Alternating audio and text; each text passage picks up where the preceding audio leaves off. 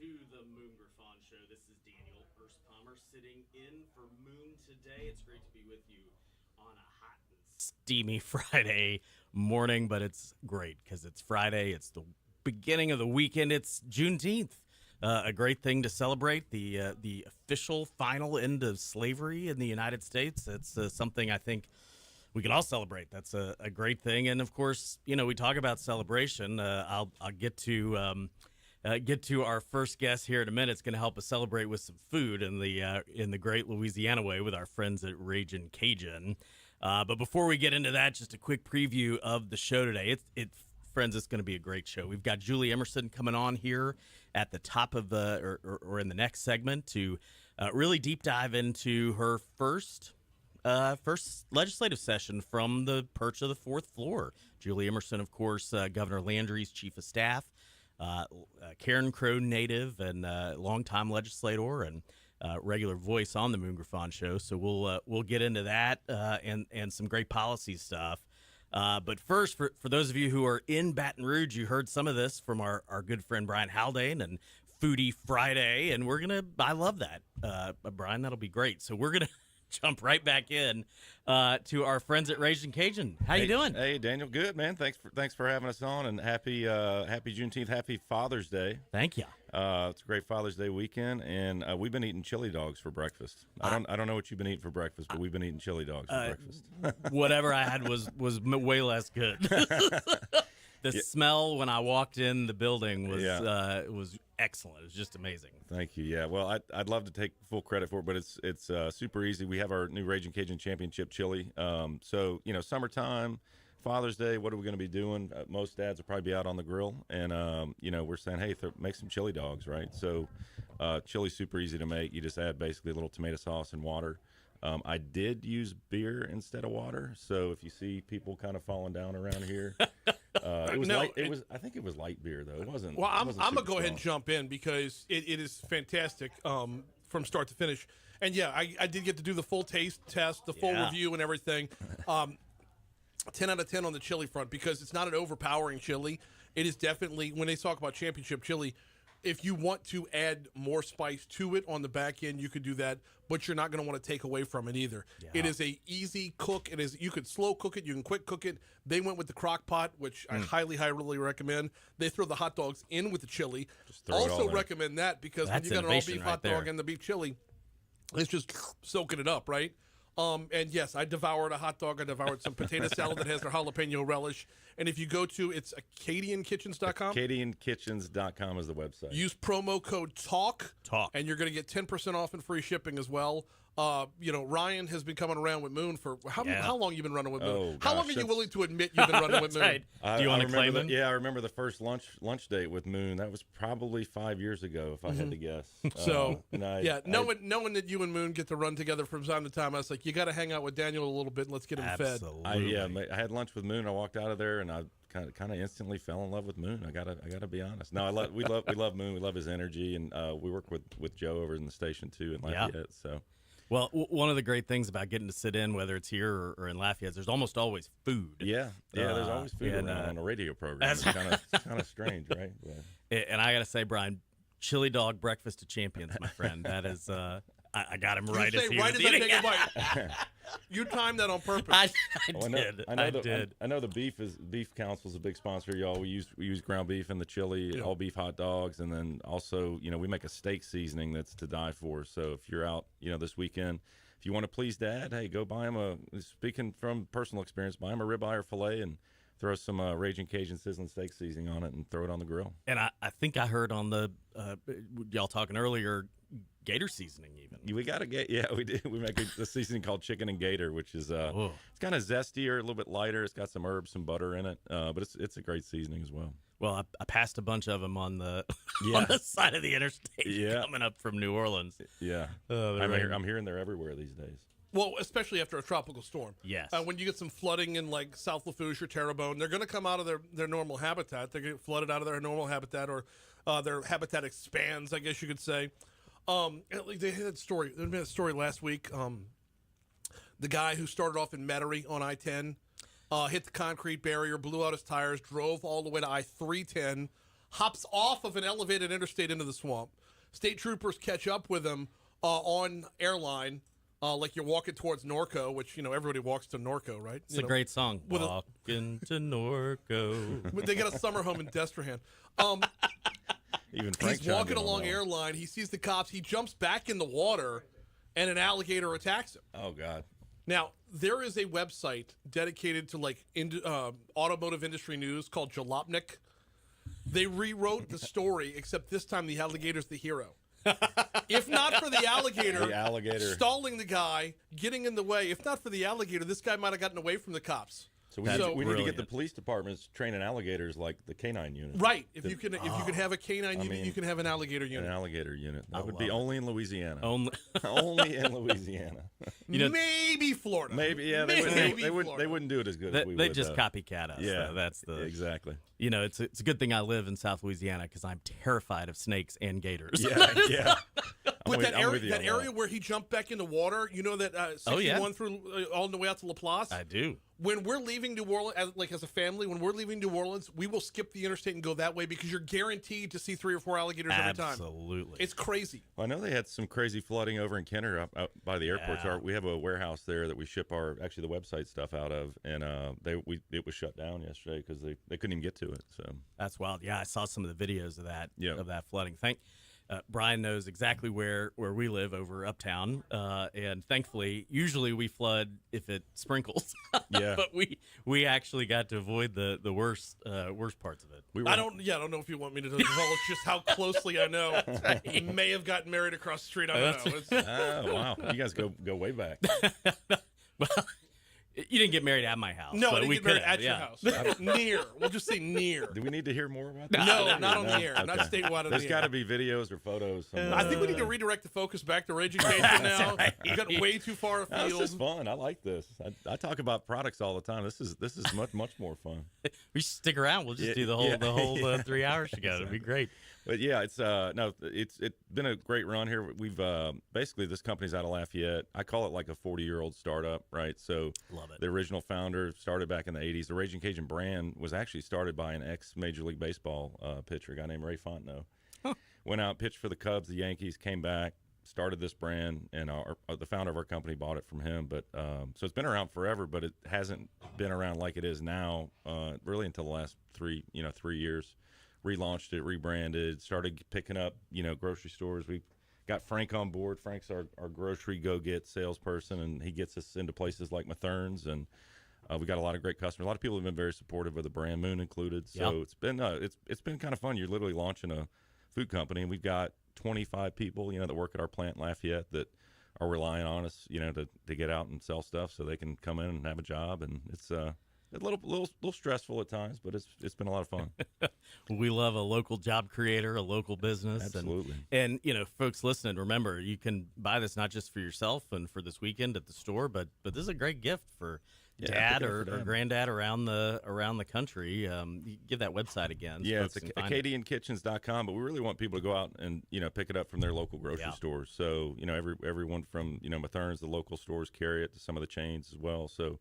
And if you can't find it, most grocery store managers, as Frank can tell you, they can bring it in. So we always tell people, hey, ask for Raging Cajun. I know a lot of them carry the championship chili now, but there's still some that don't. So if you shop at a store and you want them to carry the products, a lot of times you can just ask the manager and they can bring it in. That's great. Yeah. Go pick up a couple of these. You make a little basket. Yeah. A great little gift basket for any occasion. Dad, really. hey, Dad, I'm speaking from experience. My son calls me Biggie because my belly has grown since I've started working here. But dads like to eat, and yes, I can attest. Food is a great gift for dads. Yes, if you're listening, I don't think anybody's going to argue. Got a buddy of mine. He actually lives in right outside of St. Louis now, but he's born and raised in Church Point. Oh yeah, and lives in St. Louis now. So you can imagine that's way up north. Right.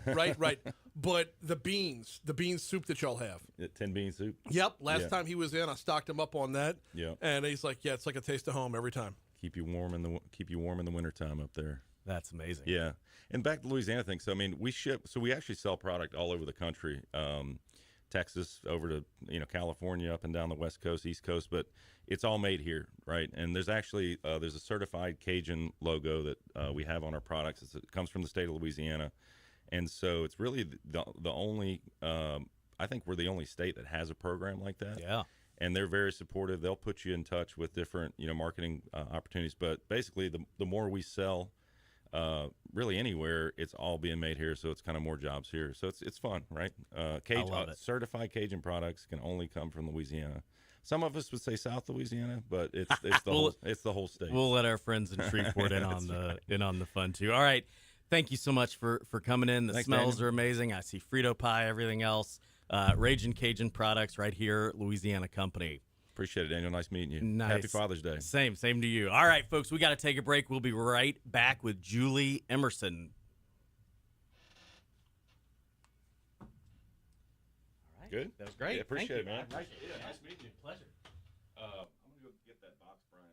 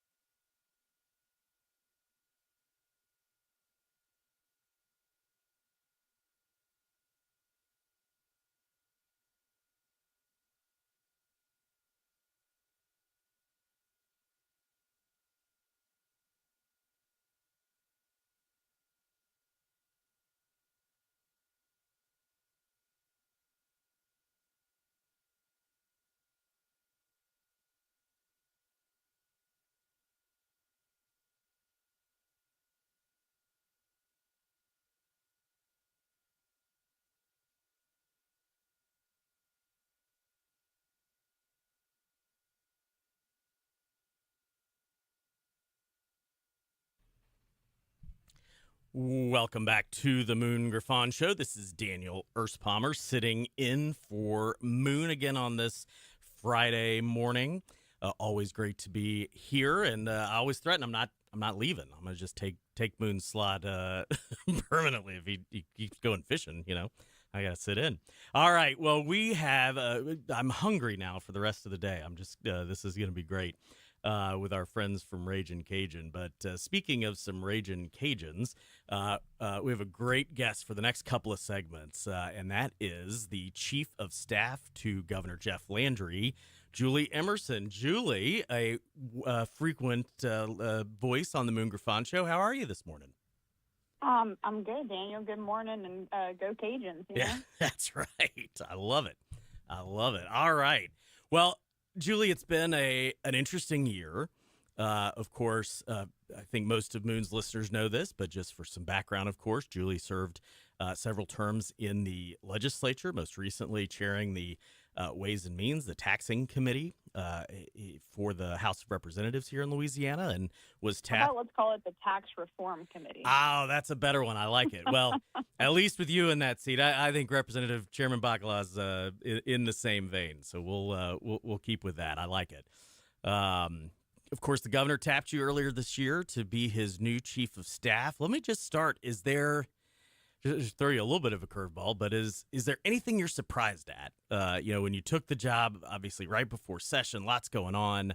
What's the thing that surprised you most as you stepped into this role? Yeah, it's a good question. I get asked a lot to compare the executive and the legislative branches and how they're different. And I will tell you, the funny thing is, when I accepted the job, it was only about 3 weeks before session. And so everybody was asking me, they're like, oh, it's going to get crazy with session. And I said, look, session's normal for me. That's what I'm used to when I come into this building. So I just kind of dove right in and went back to normalcy. Actually, what I told people as we were getting toward the end of session, I said, I'm not completely sure what the job entails outside of session because I've never really experienced it before. So now I'm getting a little dose of that, but, obviously the couple of weeks after session, we have a lot of discussions and bill reviews and bill signings and things like that. And, now, of course, unfortunately, we had quite a weather event in certain areas of our state, and I know the governor is going to be going up and visiting a few of those affected areas today. And so, it's just a lot of that, obviously, the day-to-day governance. I think the big difference is I do miss my colleagues in the legislature, and even though I was there during session, it's certainly a different feel. I'm not in the committee rooms and in the chamber every day, so that's a little bit different. When you're in the House or in the legislature period, at least you have 104 other people, or, in the Senate, 38 other people who are kind of doing the same thing as you do. And there's only one chief of staff right now in the governor's office. So it's a little different feel, but, I've enjoyed it and appreciate all the experiences that I've had thus far leading up to it. And hopefully the governor and everybody in the state feels like that experience is translated well into this job. Absolutely. Let us know after your first performance review with the governor. We'll see I'll how let you know. So, you're in the heat right now. We're ticking down, right? I think maybe 2 or 3 days left for the most part for the governor to sign or veto bills and the budget. And I know we'll get into the teacher pay raise issue maybe in the next segment. But it is, I think most people sort of see session winds down. Maybe they don't realize, but y'all have been hard at work. You got a review. I think I saw last time I looked, it was well over 600 bills that the governor had signed. That's a lot of work. Yeah. Well, it is, and it's interesting because, while we're certainly monitoring a lot of it during session, when it comes to the governor actually putting his name on something and putting his signature on it, you want to thoroughly vet it, because as a legislator, certainly you go vote on bills, but like I said, you're voting on bills with a lot of your other colleagues, and, in the House, it typically takes 53 votes to get a bill across the finish line, but the governor's just one guy. So as soon as he affixes his signature to it, he's kind of putting his blessing on it. So, you asked me earlier about something that's been kind of interesting or I've been surprised by. I'm actually surprised by the amount of letters and requests we get for vetoes. It kind of is interesting. And, I know some of the folks that are requesting it certainly were there in the legislature and showed up and, were advocating for or against the bills. But some of them kind of come out of left field at the last minute. It might be a bill that really didn't receive a lot of opposition and, you get requests for vetoes or, whatnot. So it's interesting, just people's, I guess, tactics and strategies and reasoning for what they do. That's fascinating. Yeah, we may have made one of those requests. No, I'm kidding. And I mean, that's fine. It's just interesting to me, Yeah. I mean, I really, I don't know if I was really prepared for it exactly. And, it just kind of comes from all different parts and all different places. So That's great. Unique part of the job for sure. Absolutely. All right, we've got to take a quick break, but you're sticking with us for 2 more segments, and we'll dive into some of the big issues from session and some of the things you worked on. So this is, again, Daniel Erspamer sitting in for Moon. Don't go away. We'll be right back.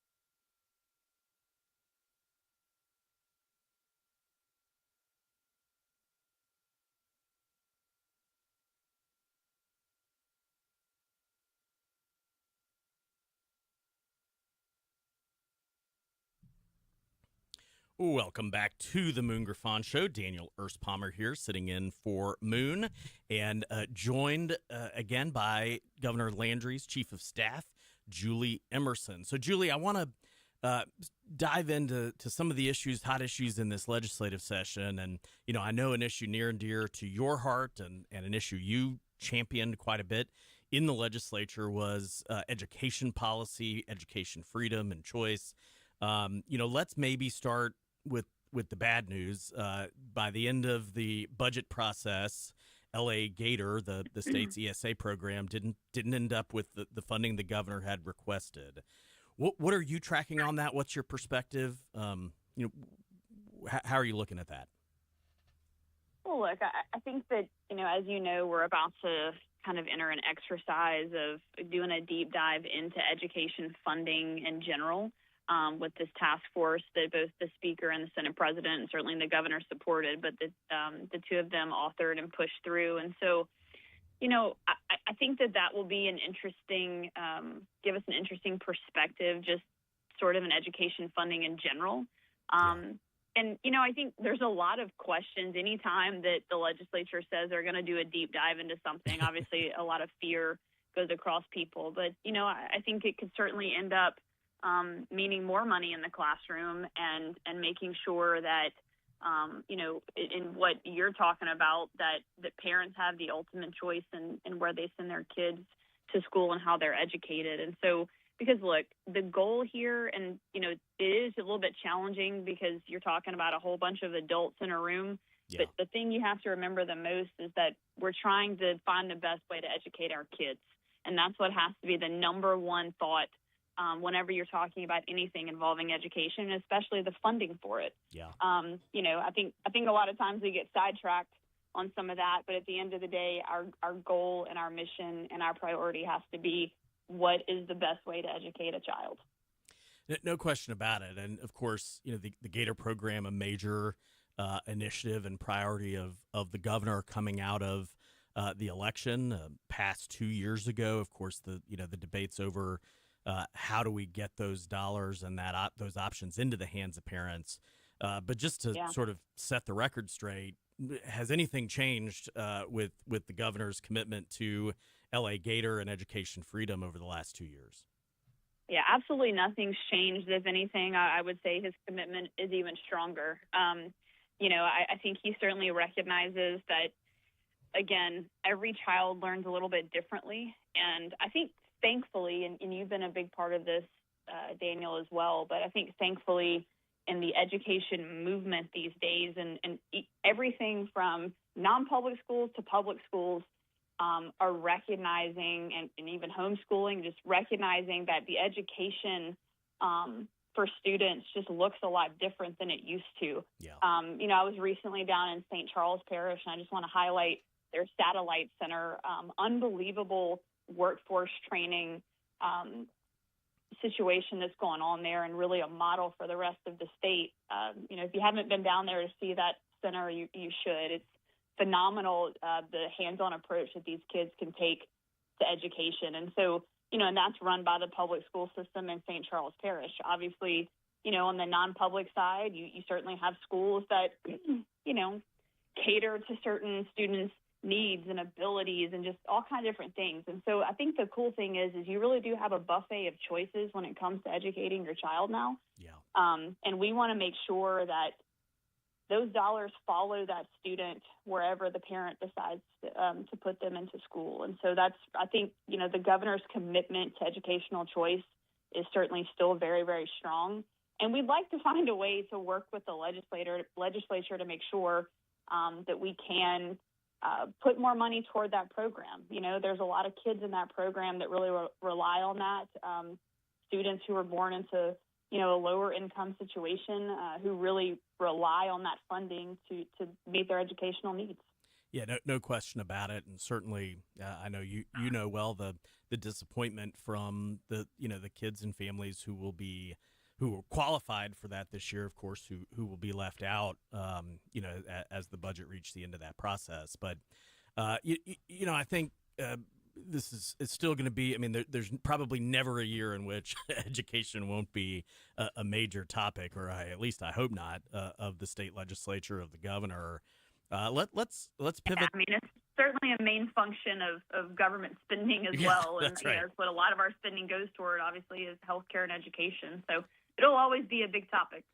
No question about it. But as you noted, we're going to learn more about that. I mean, this we call the MFP, the Minimum Foundation Program, is the formula that funds our traditional public schools here in Louisiana. And I was joking with somebody the other day. I think maybe there are half a dozen people in the state who actually understand the formula at a deep level. Hopefully, at the end of this task force, more and more people are going to do that. What, as you look at it, as the governor's office looks at this, what's the best case scenario that comes out of the work that's going to happen this offseason on school funding formulas? Yeah, well, look, I think, one of the main reasons, and this was really driven by the legislature in pushing this through and saying, hey, let's look at this, because every single year we get an MFP recommendation from Bessie, and pretty much all you can do is accept or reject it, right? Or I guess send it back and say, please send us a different one. But at the end of the day, the legislature, unfortunately, does not get a tremendous amount of time to do the deep dive into the MFP and really understand it. And so, I really do. I'm cautiously optimistic, obviously, but I really do look forward to positive outcomes, because at the end of the day, we were told that I think the last major tweak to the MFP was about 30 years ago. Yeah. And so if you think about that, I mean, I was 8 years old 30 years ago. And so, there's been a lot that's transpired in that time. And I think at the end of the day, it's really just about modernization and making sure that we're keeping up with the times on what we should be prioritizing. And, certainly in fairness to the school boards and the superintendents, we heard them testify in committee recently about how, there's supposed to be this 70-30 split, that 70% of the spending goes directly into the classroom and 30% can be for other things like administration and overhead. There's not many school systems that are following that, and so that's been a concern for LDOE. But, we heard in the testimony from some of the superintendents and school board that, hey, stuff like security that certainly 30 years ago, we did not have to have. And unfortunately, today we have to have a higher level of security in our school systems. And so, that's something that at this point still falls within that 30%. And so that may be something that we look at adjusting those numbers, or we look at what categories go into those percentages. But again, it's just times change. We have to modernize. We have to keep up with what the priorities are right now. And so that's why we want to just look under the hood a bit. That makes all the sense in the world. And, my hope is as well that we come out of this with a renewed perspective of what the delivery of education should look like. And, as you noted, we're spending, over $4 billion a year on education in Louisiana, on just K-12. And, we got to make sure we're doing that well, and to really be open to a different way to think about delivery of education, and at least put those ideas on the table. All right. Julie, I want to get into, we've got to take a break here in a minute, but of course, a big news story over the last couple of days has been the governor's executive order on teacher pay and the MFP, and a lawsuit that was filed by a handful of schools. So if you can, just when we get back, I'd love to dive into that, and then maybe shift to tax reform. All right, sounds good. All right, friends, you are listening to the Moon Griffon Show. We will be right back after this message.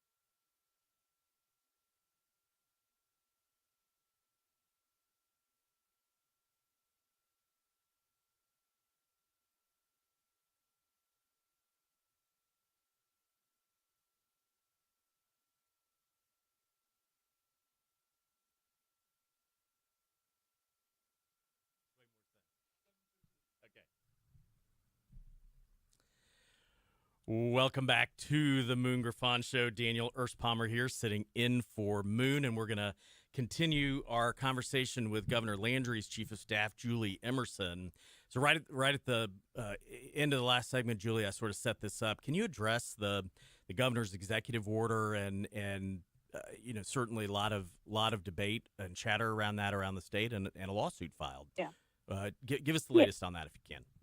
Yeah, absolutely. And I just want to be very clear about the reasoning and the intent of the executive order. Obviously, we had an amendment that was going to afford a teacher pay raise. It was on the ballot May 16th. It didn't pass the voters. And so, obviously it was toward the end of session. And I think I can speak for him and say that Governor Landry's main intent in this executive order was just to make sure that there was no teacher in Louisiana who's going to make less money next year than they did the previous year. We don't want any teachers in our state to get a reduction in pay. And so that was the main motivating factor behind that EO. We do certainly feel that we have strong legal standing. Sure. It was a constitutional act. As the governor has the ability, with the consent of 2/3 of the legislature, to reduce the MFP. And so that's exactly the part of the Constitution he followed when he did that. You saw the Attorney General's statement last night that she certainly didn't feel like that TRO was warranted, that restraining order. And so, I certainly believe that we're going to prevail. It doesn't mess with the voting process in the legislature. They're not part of the lawsuit. And so we expect to continue on and certainly feel like we have strong legal standing in what we did. Good. Well, it'll be interesting to see how that progresses through the system. And I think, correct me if I'm wrong, the 23rd, June 23rd, is when we'll have the final tally of the legislative votes on that. Yeah, I believe that's the deadline for them to turn in the ballots. Yeah, next Tuesday. So next Tuesday. So it'll be interesting to watch. Lots going on in the education system. But Always. That's right. But you have also been a longtime champion of tax reform, spending reform. Major leader on the major reforms that happen in 2024 in the fall, but there's more work to do. We're going to talk to Grover Norquist in the next hour about phasing out the income tax and means by which to get there. But what is your perspective on the next steps? We got a fiscal year coming up next year in the legislature. Will there be more tax reform on deck for Louisiana? Yeah, look, I think that the goal remains unchanged for Governor Landry, and certainly for me. As you mentioned before, I was chair of Ways and Means before I left the legislature and joined Governor Landry's administration. And so, the goal has always been to get to zero income tax. Mm-hmm. And, I think, unfortunately, when you're sitting there and you're trying to change policy and trying to make budgets, the income tax in Louisiana revenue equals about $3 billion. Our state general fund's about $12 billion. So you're talking, about 25% of the state general fund. But we certainly believe that we can get there. I think we made a very positive step in taking us from the highest rate of 4.25 down to that flat rate of 3%, while also increasing the standard deduction. So we're well on our way to getting there. And look, it was a little bit of a setback, obviously, with some of the amendments failing.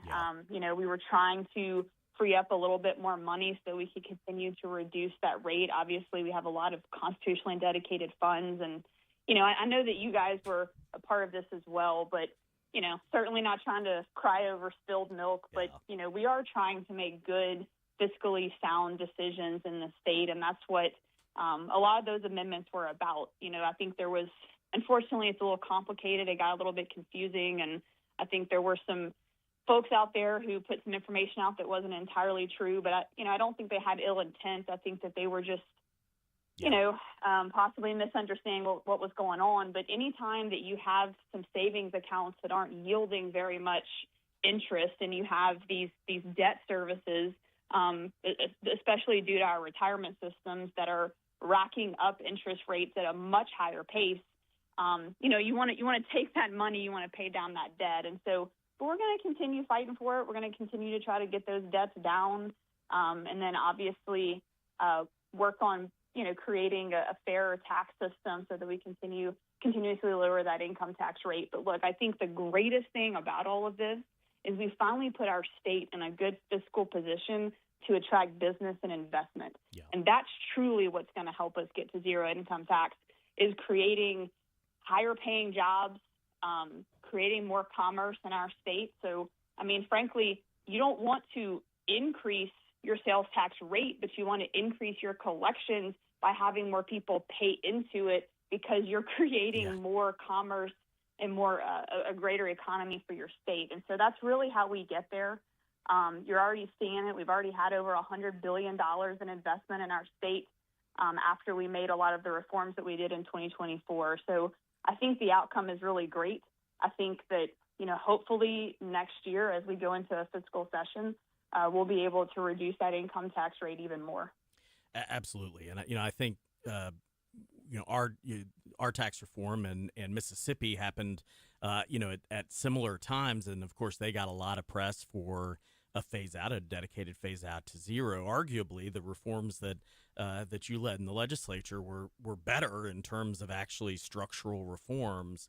But, as you noted, it is complicated, and it was complicated that got us into this mess, and so it's inevitably going to be complicated to get out of it. And those things are hard to describe to voters and to really get engagement and buy-in. We're going to have to figure that out if we're going to really get to the reforms we need. Daniel, and you're right. And I usually begin every place I go and I speak about, the last 2.5 years in Louisiana. I say, look, change is really, really hard. Everybody wants change. They just don't like things to be different. Sometimes they don't like the way that you're trying to change things. But the worst thing that could have happened to Louisiana was nothing. Yes. We were just at the bottom of everything. We were losing population. There wasn't a whole lot to look forward to. I mean, which is sad because we have a wonderful state. Everybody talks about, our greatest commodity is our people and our food. And that's certainly the thing that when people come visit that attracts them to our state. But we have to create an environment where people can live here and support their families and be able to stay here. Thankfully, the average wage over the last few years has gone from $48,000 to $61,000. But most of these jobs that are being created with all this investment have an average wage of $85,000. So that's what we want for the people of Louisiana. We want to bring industry here so that they can get better jobs, they can afford to stay here, and that their kids want to stay here because there's so many opportunities. Absolutely. And of course, a growing economy solves, or at least eases, the pain of transition for a lot of things that we all want to do. I know we're just wrapping this last session, but any sense yet of a set of I know it won't be specific, but broad priorities for the last year of the governor's first term? It's funny, like you don't give me any break at all, Daniel. No, but look, I'll tell you, the weekend after session, the governor literally texted me a bill that some other state did, and he was like, put this on the agenda for next year. So, like, he's always thinking about stuff. He's always working on ways to change Louisiana for the better. But look, I do think, as you mentioned, it's going to be a fiscal session. I think there's going to be a lot of concentration on the next step in reforming our tax code. Obviously, we still have a bit of a sales tax problem. That's really the only thing that's bringing us down in rankings, is our sales tax policy is not super great. We've struggled a lot with the centralized sales tax collection. I think we're the only there was one other one, I think, but now I think we're the only state that doesn't have centralized sales tax collection. We're working on this kind of modified hybrid thing where we use technology to kind of make it a little bit easier for the end user. But really, as you know, we've got to continue to work with our locals. And I will say the conversations lately have been a lot better than in the past. But we have to work with our locals to make, I guess, help them understand that really that's like the only thing that's keeping Louisiana back in some of our rankings is that sales tax policy. And it's really hurting our retail businesses because it's so complicated having to pay all these different sales tax districts and not just one place. No doubt about it. Julie Emerson, thank you so much for making time this morning, talk through this. Lots going on. Thanks for your service to our state. We appreciate you. Oh, thank you, Daniel. Appreciate it. All right. That was Julie Emerson, Governor Landry's chief of staff. We've got to take a break, but after the top of the hour, we're going to hit with Grover Norquist to talk more tax reform. So don't go away here on the Moon Griffon Show.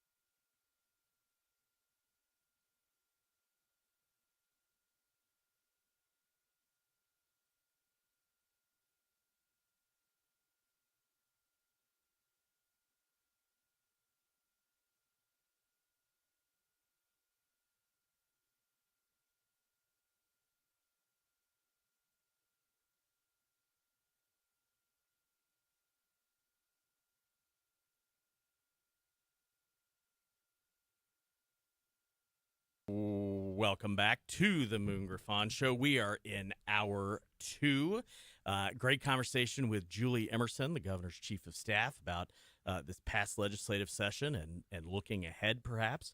I want to keep that going. Obviously, for those of you who have been regular listeners to the show, have heard Moon, talk at some length about the need to phase out the personal income tax if we have any hope of being competitive. And if there's anybody who knows about taxes at the state and federal level across the country, it is the CEO of Americans for Tax Reform, the famous or infamous Grover Norquist. Grover, welcome to the Moon Griffon Show. Well, thank you very much. Delighted to be with you. Well, where are you coming from today? Are you in D.C. or out across the country? Today I started in St. Louis, Missouri, where I spent 2 days praising your governor's leadership in phasing your income tax down to zero and reminding him that Missouri is surrounded by states. Iowa's taken theirs in half already and wants to go to zero. Kansas is scheduled to go to 4, and then they want to go to 0. Oklahoma is on track to go to 0 anyway. Arkansas has been cutting the tax, and they haven't gone with the full all the way to 0 yet, but they're on track to keep going that way. Mississippi, right next door, has passed. They got to 4%. Now they're going to 0 automatically, as has Kentucky and West Virginia and South Carolina. Georgia, everybody running for president. Well, maybe that's true. Maybe but that's everybody running for governor in Georgia was campaigning on going to 0. And the lesser-known candidate, in the sense that he's a businessman who's out doing useful things for quite some time, and he won. The fellow he ran against was great. Was the leader on moving taxes down to flat in the state and going to 0. So I was a little bit nervous that this other guy. I don't know him that well. You heard nice things about him. His talk the day he gets elected, in the first term, I'm going to cut it in half. Wow. And I go, oh dear, only half. And in the second term, we're going to 0. So he's on the boat. He bought the tickets the all the way to the other shore, not just halfway across the pond. And this is so amazing. And Louisiana's been a leader. You guys moved early on this. Yep. I know you have some constitutional changes you have to make to break some of the silos. Alabama has that too. Utah has a bad case of that. They've got to make sure that you don't silo everything off. So if you get rid of a tax, you've defunded one right. thing, not asked everybody to grow a little slower than usual, which gets you more annoyed people than you need. Okay, we won't be doing roads this year. No, that's not it. We don't need it. We almost. You want to have a little more flexibility. We got threatened to cancel LSU football about 7 or 8 years ago, so we still have a PTSD over that tax fight. My small town in Massachusetts, because before I immigrated to the United States, I used to live in Massachusetts, and in our small town there, that's what they would do. Whenever somebody discussed not raising the property taxes, we'll have to get rid of football, which is like the only profit-making thing in the school. Grover, why, just in a big picture, why is it so important to get rid of the personal income tax?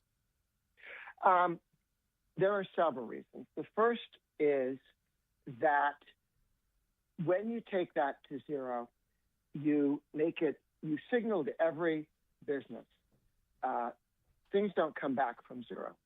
They don't go up from flat. They don't come back from 0. You say you can plan. You have certainty. When you have a graduated income tax, as they have in California and New York, you can move one of them up each year. And you don't have to raise taxes on everybody, but to say, okay, you're all going to be paying an income tax now. Mm-hmm. That's not coming back. So you really signal to people that says, somebody from another country goes, I want to invest in America. Well, that's decision 1. That's a nice decision. Decision 2 is there 50 states. Which one? Yeah. And to be one of the states that says we're at 0 or we're in the process of a commitment to go to 0, look at it, we'll be there in a few years. You can trust us because you can see it happening. It just makes a state the target. It's one of the right to work, no income tax are the two things that people jump on, and it really matters to people. And it keeps, the other thing is, I was just in Missouri explaining to people they're facing their income tax down up there. And I said, look, one of the problems that blue states have, or states that still have income taxes that aren't, in particular that aren't flat, is when you have a burst of energy in the economy and people sell all their stocks and stuff and because of, homes and so on, and you have a huge jump in your capital gains tax. Yeah. Which is income tax, and a huge jump in your income tax when there's a good year. The politicians in every state, even in the well-meaning ones, the ones that try to behave, okay? When I was told to behave, I used to say, I am behave. But that's when I was 25. No, maybe younger. But even the ones who are trying to behave, really, really, really trying, this money comes in and all of a sudden they go nuts and go, I bet it'll be this much every year. And of course, income taxes go up and they go down. And when they go up and you spend like permanent, like a lot of states did when money from COVID came in, it said emergency on it. It said temporary on the box when you unwrapped it. But no, they didn't believe it. They're just kidding, Grover. Hiring it's people. just a joke. And so the income tax gets you in that trouble more than any other tax. Yeah. Capital gains piece of income tax is worstest, but the income tax itself fools politicians into thinking, this is a gusher that will never end. Let's hire 5,700 people that we'll have to fire next year because the budget does, it doesn't keep up. I think the up and down nature of it fools even smart, well-meaning people. And never mind California, where they had this surplus of $40 billion, and the next year or 2 years later, they had a deficit of $40 billion. How do you do that? It's impressive. You take a look at the 40, imagine it's going on forever, and spend it all into the future, and you're cooked. And Grover, I think you hit on something really important here is when we're talking about tax reform, we're really talking about fiscal reform. We've got to have both sides of the coin to constrain the growth of state spending, taxpayer spending, while trying to keep the taxes moving down and the economy going up. Would you agree with that? I do, and that's like cutting the income tax is so important because when you reduce the income tax, people have more money to save and invest and take care of themselves, and all of that welfare money that you're spending is less needed. Yes. Lower income taxes are easier to hire people because to hire somebody with no income tax is less expensive for the company because they don't pay for the work they get and the tax both.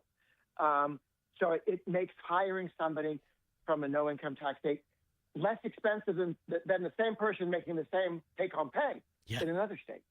And it gives an advantage to the states with low and zero taxes.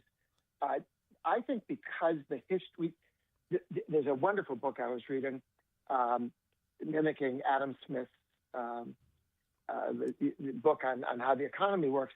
They just of states, the wealth of states, the 50 states. 11 states since 1960 added income taxes. And every one of them promised all the good things that would flow from it. And comparing the 11 states which added an income tax to the 39 other states over a 50-year period, when that, since 1960 or so, and later than that, you can see the population grew less than the other 39 or even went down. The take-home pay of people went down compared to the other states.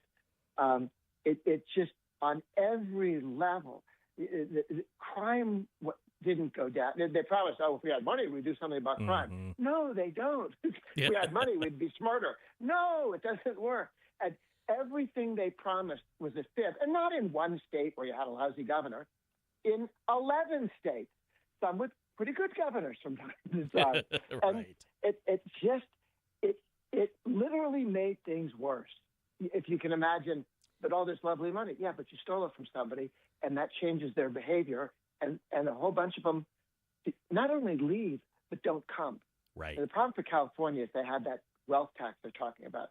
Well, not everybody's going to be hit by the wealth tax yet. Yeah. Okay. They've admitted that they can, that with a simple vote of the legislature, they can go, no, you don't have to have $1 billion. How about $1 million? Doesn't have to be $1 million. How about 100,000? Okay. That could move very, very quickly. And will, Yes. if they ever put it in. But they started losing the moment they announced they were thinking of it. Yeah. Oh, Not just because some people left, and 40 billion's left already. Maybe 40 or 60 billion. It's a lot of money. It's already left. The people who walked out the door. It's 30% of what they're planning to steal is gone already. Wow. But now, if you're a young man or woman from the Midwest and you have $1 billion idea just sprouting out of your ears, 20 years ago, 10 years ago, you'd move to San Francisco to make the magic happen there because, venture capitalists and stuff there. You wouldn't go. If you had $1 billion under your hat, because in your idea, if it works, right, you don't want to hatch it. And give give Yeah, your no. That's right. You'd move to any state other than California. And there are many states now that have venture capitalists and the kind of area around them. Yeah. That San Francisco once uniquely had. Well, Grover, we've got to take a break. We're going to come back with one more segment. Appreciate you. We're talking to Grover Norquist from Americans for Tax Reform. I'm Daniel Erspamer, sitting in for Moon Griffon, and we'll be right back. Don't go away.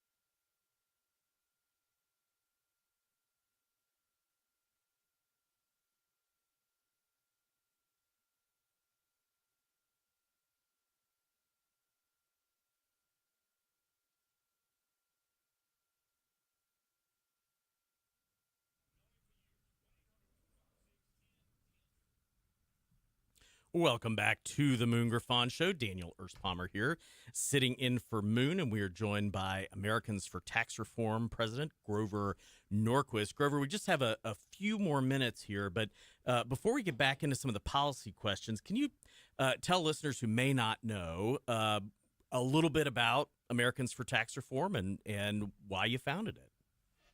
Sure. Americans for Tax Reform was founded by President Reagan in 1985.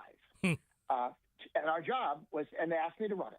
So I was outside the government. We set up Americans for Tax Reform, but this was to help pass Reagan's tax bill, which took the marginal tax rates for businesses from 50 down to 35, which was pretty cool back then. Then going to go even better than that. And the individual rates to 15 and 27, which were huge drops. And the rest of the world followed our leadership, particularly on the corporate income tax fight. And then they even went past us. So we had to play catch up when Trump came in. So it was a huge, huge win. Very good. But one of the things we created during that was the Taxpayer Protection Pledge.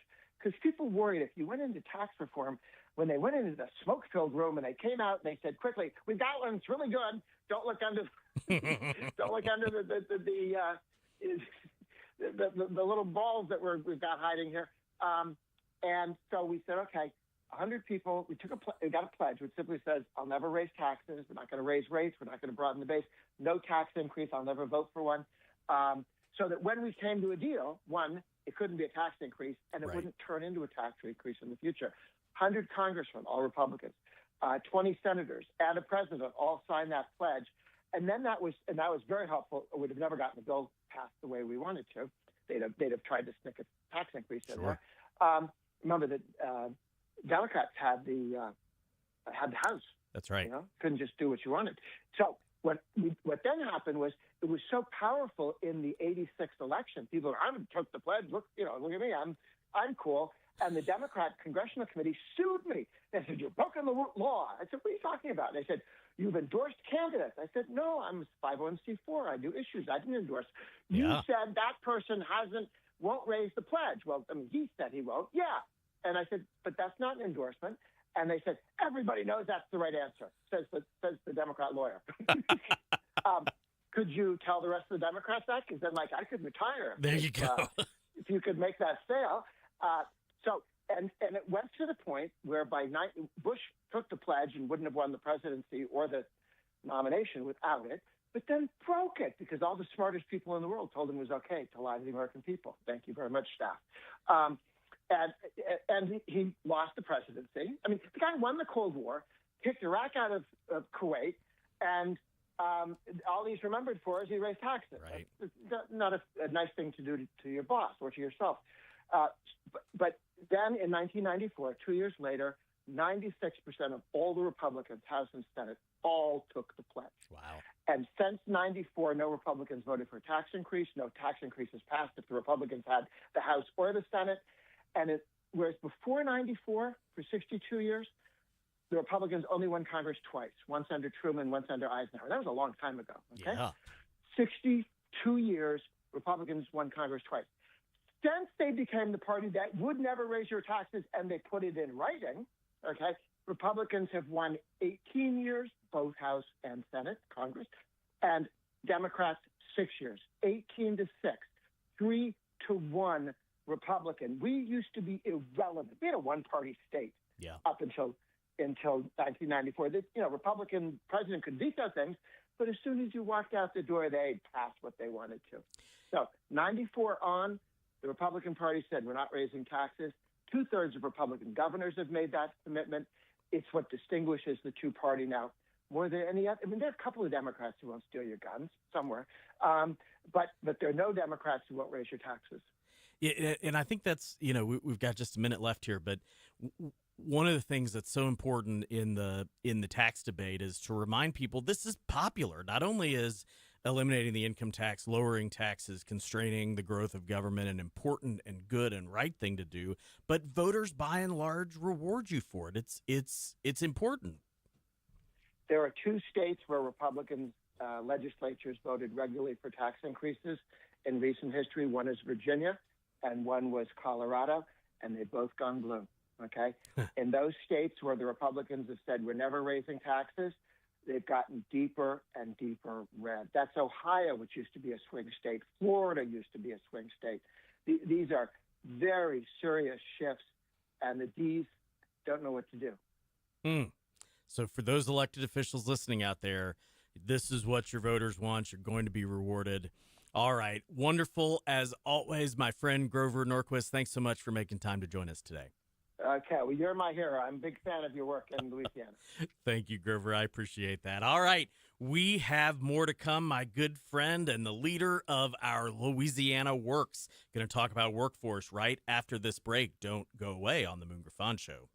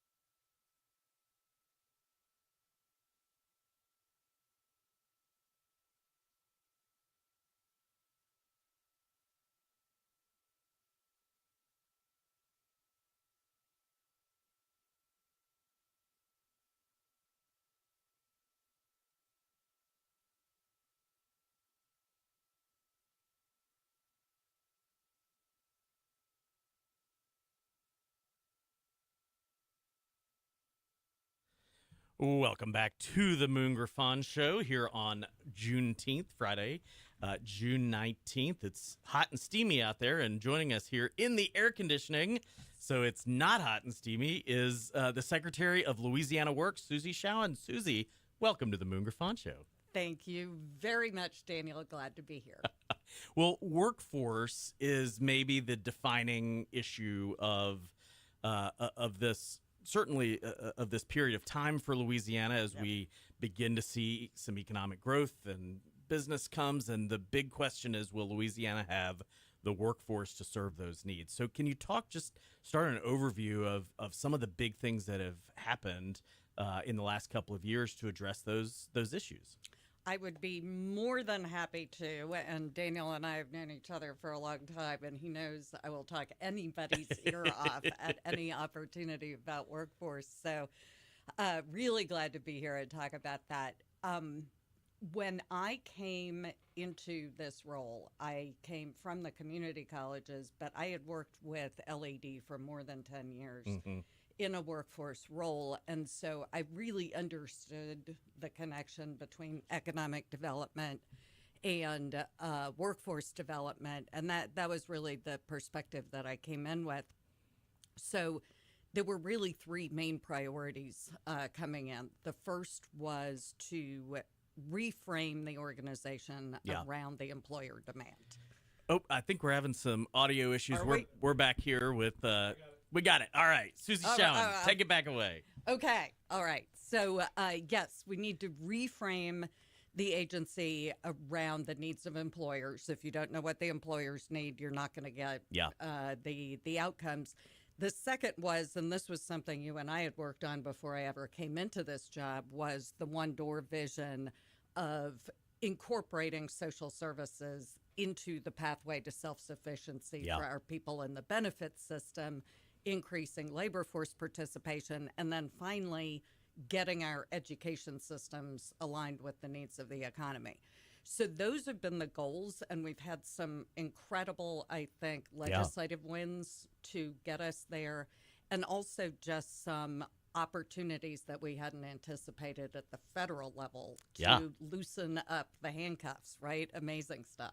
Yeah, that's the more you dig into these issues, the more you realize what strings come attached to particularly federal money. Almost, I would say almost all, a significant majority anyway, of the programs in the state that surround benefits and welfare programs and workforce are funded by federal tax dollars. Would that be accurate?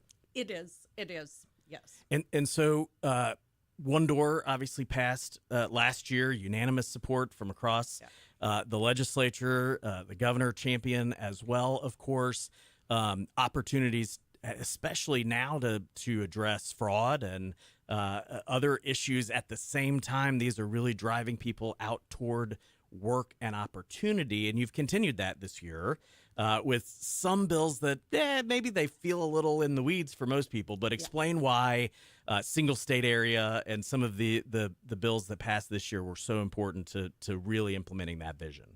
And you're right. It is sometimes a little bit hard to not get wonky with it, right? And the single state area, when we're talking about that, we're talking about HB 680 by John Weipel, which instructs us as the agency to apply for federal waivers. What this really does, though, is allow us to take 15 different workforce development systems, which is the way it runs right now. The federal dollars go through our doors, out again to 15 different separately run workforce areas. It allows us to bring a lot of that work together while maintaining the delivery of services on the ground. We're not going to take that away.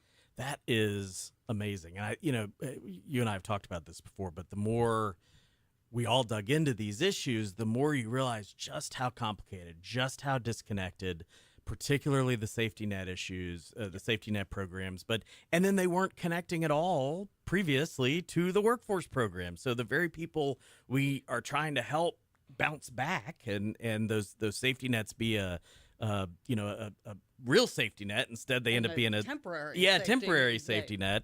We're not helping them get to work. And that really, I think is the vision. You've rebranded the department as Louisiana Works. And so what's next? What, as you think about your vision for Louisiana, what are the big things we still need to make sure to do? Well, I feel like we're the little dog that caught the car. So I will tell you that in my decades of experience in this space, I never thought we would have this opportunity. Yeah. It's an extraordinary opportunity. We owe it to ourselves and our children, the people that come after us, to make sure we jump on it and implement it correctly. Implementation is a really big deal. Yeah. And it is going to be a heavy lift. And that's really where our focus is right now. You mentioned fraud.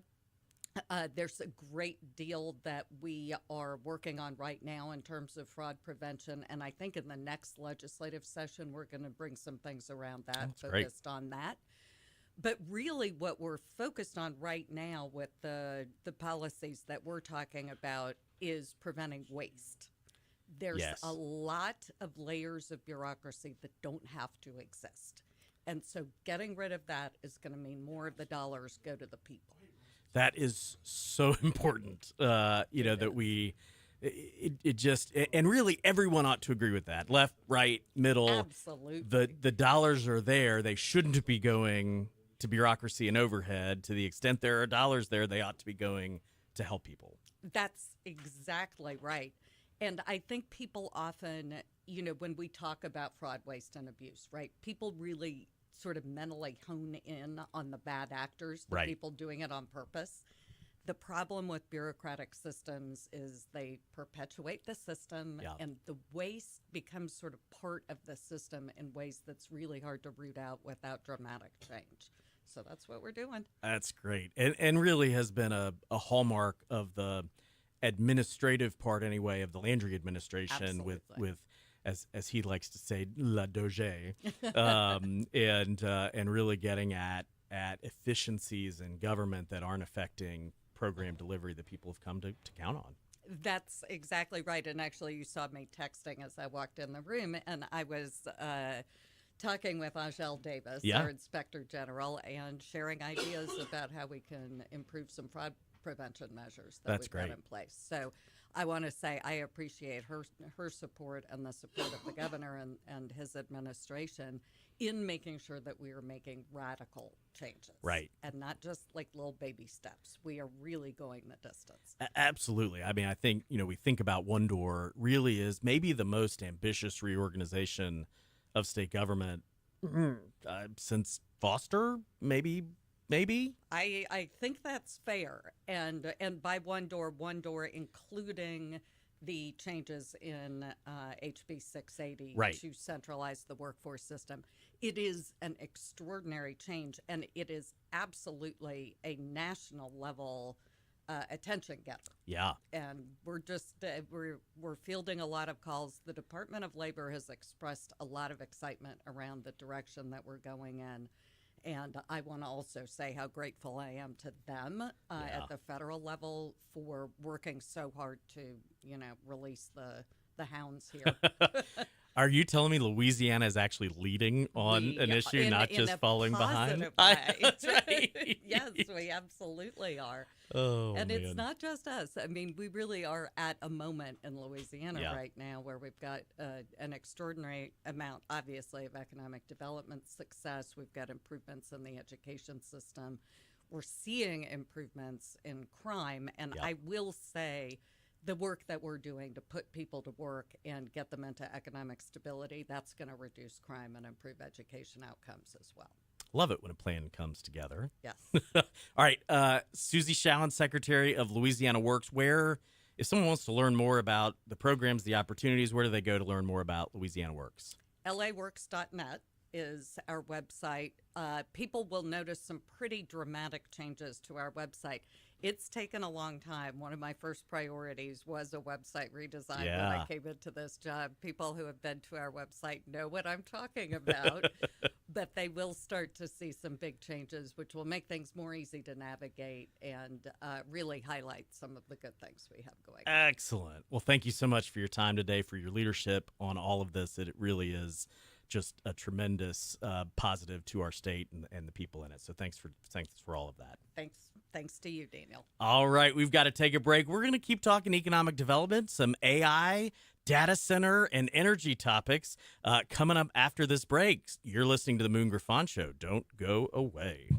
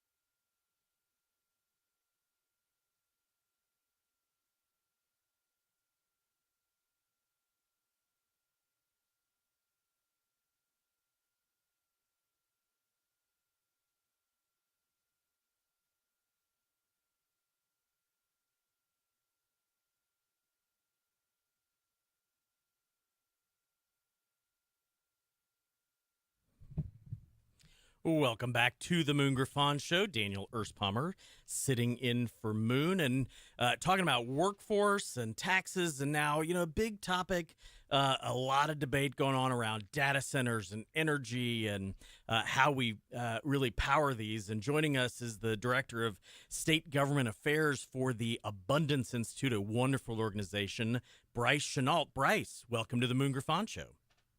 Hi, Daniel. It's great to be on the program, and great job filling in today. Hey, thank you. I appreciate that. It's always fun to put the microphone in front of my face. That old saying, the most dangerous place, I guess, in Baton Rouge today is between me and a microphone. So we'll. I love it. I love it. Bryce, real quick before we get into the issues, tell listeners about the Abundance Institute and where they can find more information about you. Yeah, our website's real simple. It's abundance.institute.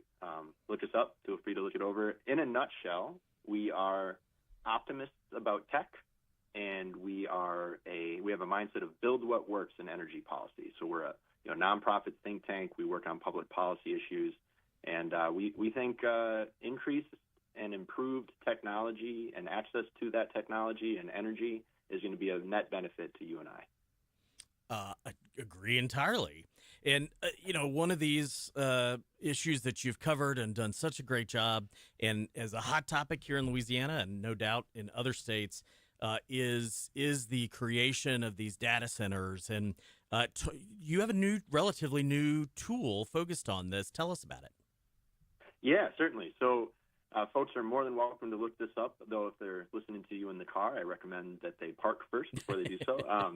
It's datacenteratlas.org. So you can think about the old Rand McNally road atlas, datacenteratlas.org. And on it, there's an interactive map at the top, and below the interactive map is links to a bunch of information about, what common concerns that people have, how much electricity they use, how much water they use, how should I think about these things as one's potentially being proposed in my local community. And inside the interactive map, we're trying to build this out for all 50 states. As you can imagine, it's a little bit hard because getting all the details right, and they're constantly fluctuating and all that. But, for instance, we have some of your neighboring states. We've got Texas available, Florida, Georgia not too far away, North Carolina, et cetera. But if you were to click into the interactive map and you select your county, right now I'm just using it on my computer right now. I selected Wake County in North Carolina at random, and when you click on that county map, it'll generate a report. An average data center size. What is the estimated fair market value of such a facility? What is the expected modeled annual county tax revenue? So how much taxes are they going to collect to fund roads and schools and et cetera at the local level? How might that change if I were to offer a property tax exemption? What would that fund as far as number of public school teacher positions or a new fire station, et cetera? How many jobs that's likely to create both during the construction phase and on the ongoing operational level? And then following up with that, how much cooling water using a conservative assessment. So we're 2 liters per kilowatt hour. So that's kind of almost dated at this point. They're actually a lot of data centers are closed loop and even more efficient than that. So we're if anything, overestimating the use of water, and then comparing that to something your listeners are probably familiar with, a golf course, for instance, or another local agricultural output, along with electricity use and new power demand. So it's a great tool. I hope it's one that people will use as a launch point to dive further into it, kind of get beyond the surface level of just the attention-grabbing headlines that are out there. Such a great, I'm clicking around as you're talking as well, a great resource, datacenteratlas.org. I want to address maybe a couple of the big concerns you hear. And one, of course, is the data centers increase energy prices. Can you address that? What does your research tell you? Yeah, I think it's an important question, and I certainly don't want people to dismiss that, and it's a legit concern for people to have. So, everybody that has that, don't feel crazy that you have that concern. Yeah. But I would say every instance is going to be nuanced. Do you have a monopoly, electricity market? Do you not? All kinds of variables might go into this. But let's use a really prominent example, which I think kind of captures the essence of it all. So Loudoun County, Virginia, right? This is the epicenter of the data center build-out. Yeah. It's not only is it the most dense build-out of data centers in the U.S., it's like 1 out of 4 data centers exist there. It's the most dense build-out of them in the world. Huh. So, ostensibly, right, if the concern was electricity prices rise because a data center is built, a real concern someone might have, well, what do we see in Loudoun County, where the densest build-out of these exists in the world? They are at or below the national average on their utility costs. So it's clearly not as simple as build data centers, my electricity bill goes up. Now, depending on how your market is structured, yada, yada, yada, that's potential. But the opposite is also likely true. When you have a build-out of a large load like this, it allows utilities and whoever's managing the electrical grid the opportunity to spread out these infrastructure costs on a new user instead of doing it across all ratepayers. So there's a lot of different agreements that these tech companies that are doing the hyperscale AI stuff that have reached agreements with local regulators and local utilities. And I think the Loudoun County example paints a vivid picture, right? It demonstrates that it's not true that just building it means it's going to rise. It depends. There's lots of factors that go into that. Yeah, I think that's such a good point. And, like most policy decisions, it's very rarely whatever the 10-word, one-sentence answer is. Yes. Yeah. Which, doesn't play well in politics, but that's that's the world we live in. Bryce, you talked about being optimists, and I think that's so important, and having this abundance mindset. If I'm in Louisiana, we've had the major Meta deal, data center. There's probably 5, 6, 7 other major projects that have been announced in this. Why should I, as a Louisiana citizen or Louisiana taxpayer, be excited about that? Sure. Well, we could just look to the Richland Parish in Louisiana. There's lots of other examples, but we could highlight this as one. Yeah. And that, I don't know if your listeners are probably well aware of this, and the Wall Street Journal just covered this story a couple days ago, although I would say it was after Brian Haldane and I had a conversation about it. That's right. On his radio program. So, hi, Brian. And I'm sitting across from Brian right now in his studio doing this show. So outstanding, yeah. So his program beat the Wall Street Journal to the punch. So there you go, guys. Because of the sales tax revenue generated above expectation in Richland Parish during the construction phase of a data center there, public school teachers are going to get something in the ballpark of $50,000 bonus checks, which is unbelievable. The amount of tax revenue that's been generated from these things is immense, and that has a lot of potential benefits. Again, we can look to the Loudoun County example.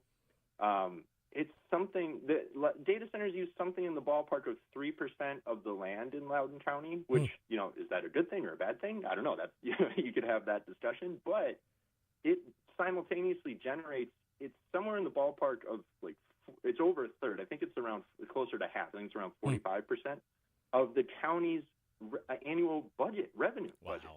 Wow.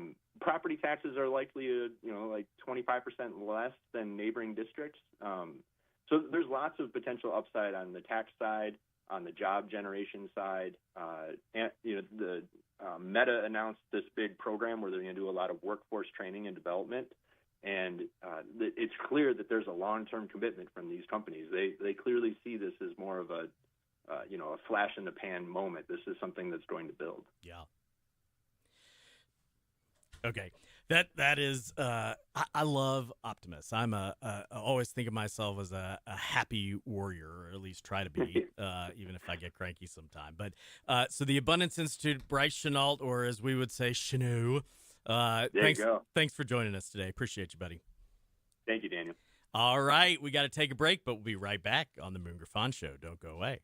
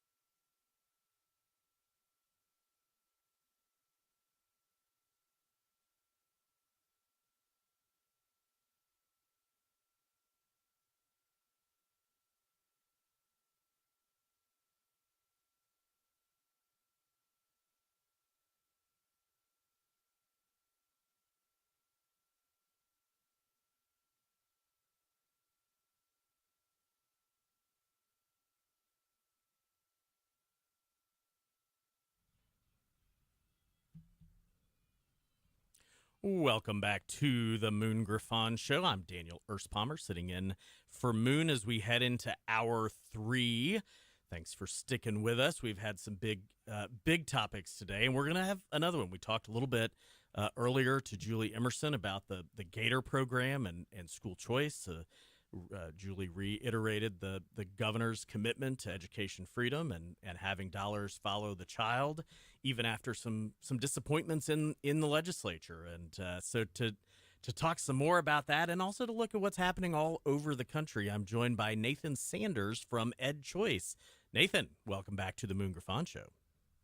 Hey, Daniel. It's great to hear your voice. Thanks for having me on this morning. Absolutely. Louisiana native Nathan Sanders, who not only do we get to work with here in Louisiana, but covers a number of other states.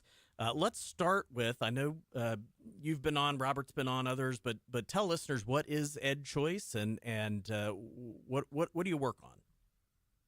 Yeah, that's great being on this morning, Daniel. So Ed Choice is a national organization. We're a national nonprofit. We were founded by Milton Friedman almost 30 years ago, and we are his intellectual think tank on education freedom. And so our organization's bread and butter is the research and the data on school choice programs, and we've been in the fight for a very long time. And I stand on the shoulders of giants as like Milton and Rose Friedman, but so we work every day to expand education opportunities for families in every state. A wonderful mission with wonderful founders. I've told you this story before, but I did get to talk to Milton on the radio, on the telephone one time, and had a chance to tell him that his book, Capitalism and Freedom, literally changed the course of my life. It really put me on a path to do this work of advocating for free markets and free enterprise and school choice and all those things. So it was a great thing to do, and so I always hold that dear whenever we get a chance to work with you and your great colleagues at Ed Choice. Yeah, it's an honor to work for an organization like Ed Choice that was founded by the Friedmans, and it's a blessing every day to be able to be in this fight.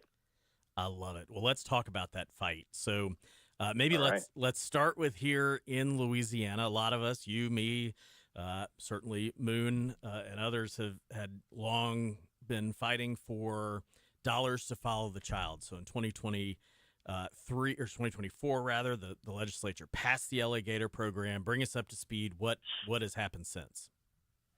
Yeah, well, I wish I could say great things about it, but since it was passed, it's been a constant fight to be able to empower families with the program. And so, the program, even as we speak, Daniel, only serves around 5,500 families, and that is in spite of over 40,000 families applying for this program right after it was passed. And so there's obviously a gap there. What happened? And the legislature, specifically our state Senate, just refuses to fund the program. A lot of these folks campaigned on universal school choice. A lot of these folks championed LA Gator, and still to this day, it serves less than 6,000 students. And it's a bummer because there's a ton of demand in the state. And that's kind of where we're at. Obviously, I'm missing a bunch of info, but that's kind of where we're at today. Yeah, well said, and it's just heartbreaking for me to think about. I mean, 17,000 students were qualified to take advantage of this option promised 2 years ago by the legislature, and as you said, only fewer than 6,000 kids are getting to take advantage of it. That's 11,000 plus students who raised their hand, who did the work and qualified for this option, who are going to have to be denied that. Right. Yeah, and as you said before, we work in every state, and another awesome thing that Ed Choice does every month is we poll parents, and we poll people in every state, particularly one of those states being Louisiana. And if you'll allow me to rattle off some polling here, please do. In Louisiana, 74% of all adults and 74% of all of school parents support ESA's school choice programs. We also asked them where they think the education, where education's headed in the state, and only 48% think that education's headed in the right direction. So not only do we have overwhelming support but we also have an overwhelming consensus that things aren't going well in the state as it pertains to our education system. Some other interesting polling, over 77% identify as MAGA who support educational opportunities. So these are Trump voters, and over 75% of those who identify as liberal or progressive support universal school choice. This is national polling, but it also shows you that this is one of the issues that has major bipartisan support across the aisle, yet our leaders, particularly in the state Senate, tend to throw all that away, and pursue things that are not the priority of the people, and it's really disappointing. It really is. That's amazing. I mean, I don't know how often do you get significant majorities of both Trump voters and progressive liberals agreeing on a solution to something, and for it not for that issue not to actually advance. One of the things, Nathan, you and I have talked at length about is the frustration that not only did the Senate strip out $43 million the governor had requested and the House passed in the budget to help those dollars follow the child, but they did so while pulling money out of the savings account of the state and spending $80 million of that on pork projects. At the same time that the MFP that we talked about with Julie Emerson earlier, the funding formula for public schools, returned $50 million back to the general fund from last year's budget. So we've got $50 million back in dollars that were already earmarked for education. Plus, we're spending it's well over 80. I think our final count. We'll see what the final budget the governor presents with his vetoes. But we're likely upwards of $200 million plus of local pork projects, and yet these kids sit and wait. Sort of soapbox there, but Nathan, what are other states doing? As you sit and travel to other states and talk to other lawmakers, what are they doing that lawmakers here in Louisiana should be paying attention to? Yeah, no, that was great. Look, I think that, my time being sort of in this world, all the time you hear from folks running for office, folks currently serving in office at every level, frankly, that, we have to make changes in order to catch up with states like Texas and Florida and Tennessee, and honestly now Mississippi, Alabama, when it pertains to the tax structure of our state and the education system and so on. This is one of those things where, particularly in the Southeast, states are championing this thing, right? If you look at Florida, they've had a school choice program in some sense for over 2 decades, and they've now expanded to where every kid is qualified. But not only that, Daniel, every kid is guaranteed per pupil funding. The money truly follows the child in the state of Florida. When you look at a state like Alabama, more recently, they actually passed a universal school choice program the same exact year, literally only a couple of months apart from LA Gator. And they now have over 50,000 students who have applied for their program in year 2. They've funded over 35,000 students, and they have allocated over $250 million in their education budget, particularly for school choice in the state of Alabama. So this is a state juxtaposed with Louisiana that is prioritizing students, that is prioritizing funding, and really does have a pulse on the ground for what parents want. I think it takes strong leadership. Governor Landry and Speaker DeVilliers and their respective roles have shown great leadership in this, but we're really missing that leadership in the Senate that's going to prioritize listening to these parents, listening to demand, and being able to utilize that in order to play catch up with some of these other states where folks my age, frankly, who are just starting families are flocking to for jobs and opportunities in a great education system.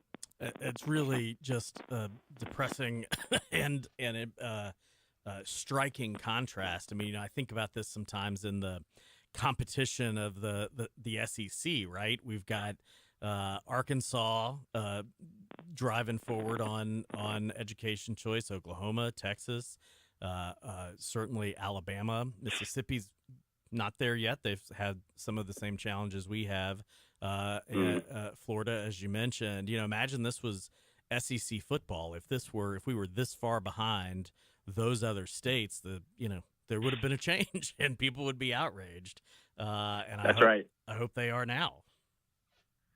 Yeah, that's right. Look, you mentioned Arkansas. We actually consider Arkansas, in addition to Florida, as what we would say Milton Friedman, his true vision of universal school choice would be, where money truly follows the kid, and those kids have every option available to them, and every kid in the state is eligible.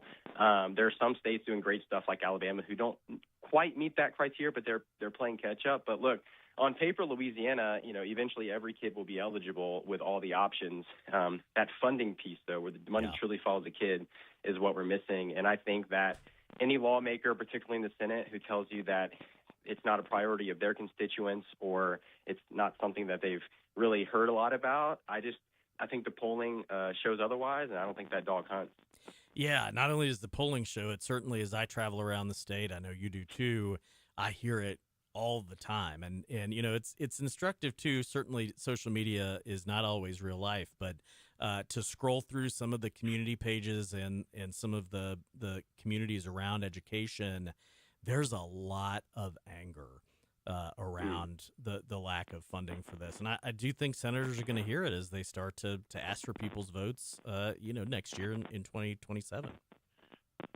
Yeah, as they should. And I think it also, I think the presidential administration, the Trump White House is also championing education freedom. I think the Education Secretary, Linda McMahon, has done wonderful work from her position up in D.C. to highlight the need for L.A. Gator to be funded. And that's just another piece of the puzzle that shows that, it's not the people, right? It's not the advocates. It's not the parents that are out of touch with this. It's frankly the lawmakers who are not listening to the priorities of Louisianans.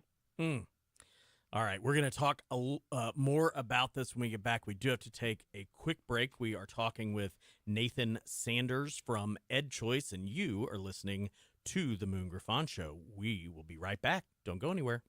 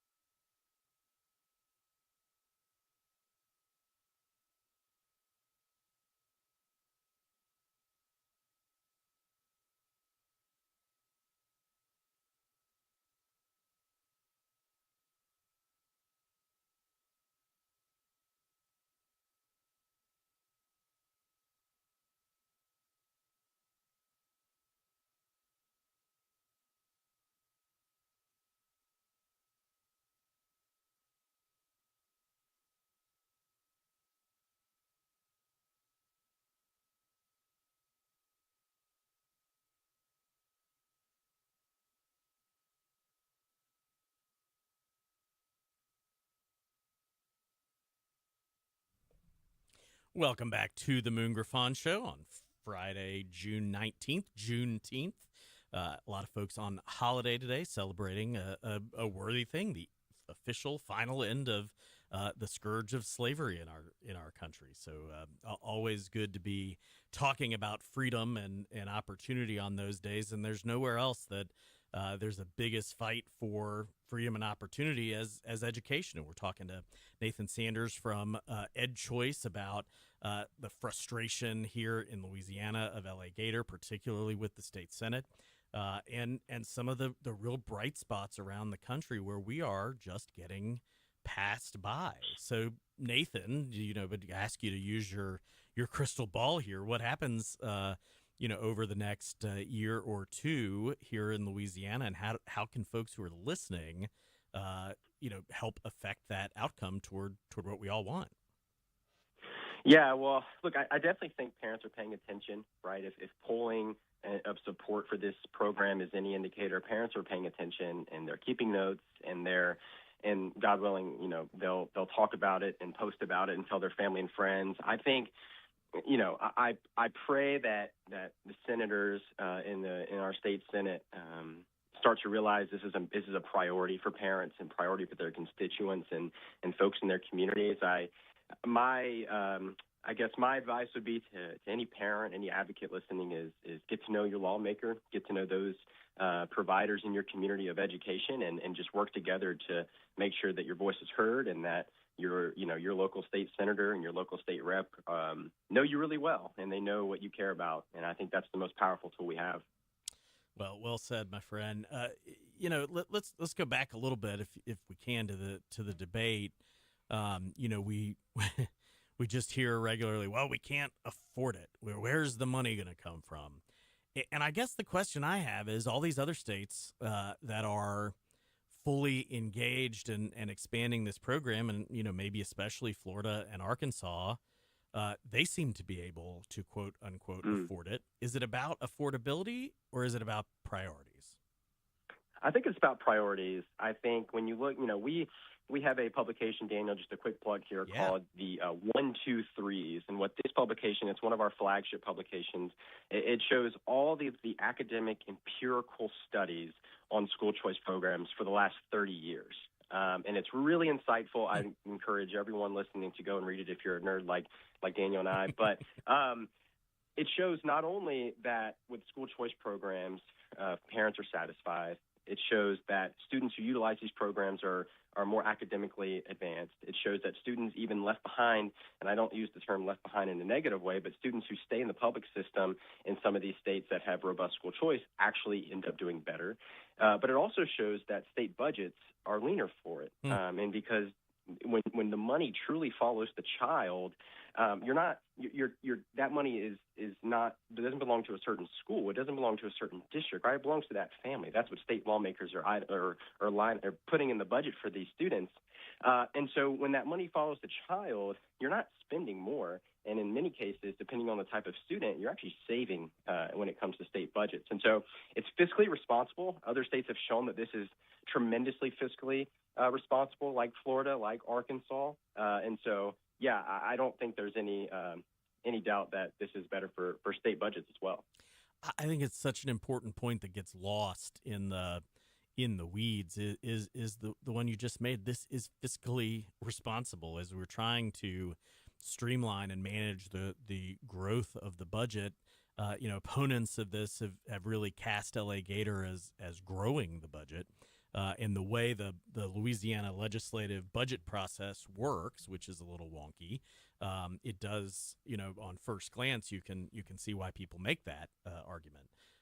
The reality is, over time, even in the short term, I would argue, but certainly over the long term, this is a net positive in terms of fiscal responsibility, which we all really care about. Yeah, absolutely. And even, getting a little in the weeds, even the thousands of public school students, the kids currently in public school who apply for the LA Gator in last year and this past application cycle, those are immediate savings. That money is, you're spending that money in the public school, and then when they switch over to utilize LA Gator, that's an immediate cost savings for the state there. And the local school districts are keeping their local property tax or sales tax revenue, so you're actually increasing the per pupil revenue available to those local school districts too. Yeah, that's right. You're doing a little bit more for less kids, right? You're getting a little more money for less kids, and so it's overall better for those local school districts. Well, not only that, Daniel, but in the program's fruition and how it's supposed to work, right, with proper funding, the public school districts can participate as education providers in the marketplace of education for LA Gator. Meaning, if I homeschool my kids and I am confident that I can teach my kids history and math and all this stuff, but I'm a little iffy on chemistry, right, when my kid gets to the high school age, I can then task my local public school. I can pay them with LA Gator dollars to teach my kid chemistry. So it's a win-win all around. The schools can make extra money. The parents are satisfied. And it's just an all-around win for the state and for families. Well said, and a great place to close. Nathan Sanders with Ed Choice. Thanks, buddy, for joining me. Thanks for having me, Daniel. All right, we'll be right back on the Moon and Griffon Show. Don't go anywhere.